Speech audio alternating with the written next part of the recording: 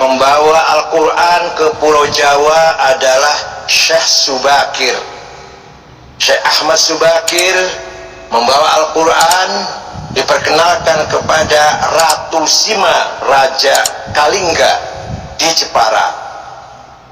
Walaupun si ratu ini tidak masuk Islam secara eksplisit, tapi memahami kandungan Islam, yaitu Islam atau Al-Quran mengajarkan keadilan seadil-adilnya. Maka Ratu Sima, Kerajaan Kalingga Jepara, terkenal ratu yang paling adil, dan masyarakatnya dipersilahkan, diberi kebebasan memeluk agama Islam. Syekh Subakir mempunyai tugas apa? Merantai apa? Mengkerangkeng apa? Mengikat makhluk-makhluk jahat yang ada di Jawa. Semua diikat dengan rantai, dibuang ke Laut Selatan, kecuali dua makhluk yang tidak mengganggu Islam, gak mau dibuang ke Laut Selatan, yaitu Sang Hyang Semar dan Sang Hyang Togog. Dalam Nusantara bila cerita begini, Beb, karena beliau makhluk sangat bagus, walaupun tidak masuk Islam, tapi tidak memusuhi agama Islam. Ulama kedua yang bawa agama Islam terkenal adalah Syekh Riasuddin An-Nisaburi, yang terkenal dengan Mbah Wasil. Beliau membawa kitab Al-Asrar, kitab rahasia, diajarkan kepada Raja Jayakatwang Joyoboyo, Raja Kediri Doho Kediri. Maka terkenal dengan ramalan Joyoboyo, itu sebenarnya terjemahan dari Kitabul Asrar, kitab rahasia-rahasia, yang dibawa oleh Mbah Wasil. Kuburannya di belakang Masjid Setono Gedong, Kota Kediri. Kalau Syekh Subakir ada yang bilang kuburannya di Gunung Magelang, Gunung apa? Tidar. Ada yang bilang di mana-mana. Yang benar, yang persentasenya paling benar, di Goa di Sulawesi Selatan. Itu Mbah Subakir wafat di situ. Setelah itu barulah datang para dai-dai. Pertama kali ada pesantren di Jawa Barat tahun 1410 adalah Syekh Hasanuddin dari Cina, atau terkenal dengan Syekh Kulo. Kulo itu Qori, yang mengajar Al-Quran di desa Rengas Dengklok, Kerawang.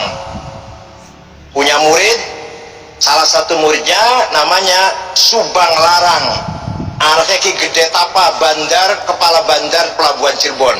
Ki Gede Tapa bukan dari Salatiga loh, dari Cirebon.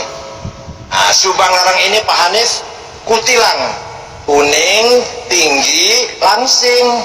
Nah, langsing itu gak banyak itu kan, tapi yang kutilang aduh sulit carinya. Nah, suatu ketika Raja Siliwangi beragama Buddha dengar ada agama Islam, agama baru, berangkat dari Bogor ke utara, saya bunuh itu kiai itu. Sampai di sana mendengar kutilang sedang baca Quran, klepek-klepek, langsung lamar. Udah masuk Islam gampang. Ada mas kawinnya apa? Lintang kerti, tasbih maksudnya. Udah saya cari pasar gampang, mau berapa biji? Nggak ada di sini. Ada di Arab, gampang saya mabur ke sana. Keluar dari rumahnya kiai, dia siap-siap terbang. Kong, macet. Dia terbang biasanya.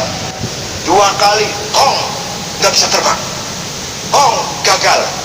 Kata Syekh Kuro sambil ketawa ngekek-ngekek barangkali, kalau kamu mau terbang baca Bismillahirrahmanirrahim, baru hong. Hongnya tetap dibaca, bismillah dulu. Ringkas cerita, terbang, tidak lama datang bawa tasbih.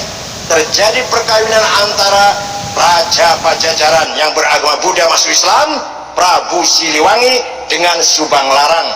Tapi beliau Islamnya kurang betul-betul Islam, karena hanya ingin kawin kutilang saja itu. Tapi akan punya anak. Pertama namanya Syekh Rahmatullah atau Sunan Rahmat Suci, yang kuburannya di Gunung Godog, Garut. Yang kedua Syekh Somadullah, yang terkenal dengan Ki Kuwu Sangkan. Yang ketiga perempuan namanya Rara Santang, dinikah oleh Habib namanya Said Abdullah Ahmad Khan. Nanti punya anak Syarif Hidayatullah Sunan Gunung Jati. Nih dongeng kayak gini harus apa santri ini. Jadi bubarlah kerajaan Pajajaran setelah Prabu Kian Santang Sen Rahmatullah alias Tiga Lantrang alias Kisetra alias Maung Keling alias Maung Lodaya, oh banyak sekali aliasnya itu, menguasai kerajaan Pajajaran. Semua masuk Islam kecuali Patih Pucukumun dengan suku Baduy di Maliping, tetap agamanya Sunda Wiwitan atau Karuhunan yang menyembah Batara, Sang Batara. Itulah ulama mulai menyebarkan agama Islam di Pulau Jawa ini. Dari Rengas Dengklok, Syekh Hasanuddin Syahkuro melahirkan beberapa santri ahli baca Al-Qur'an.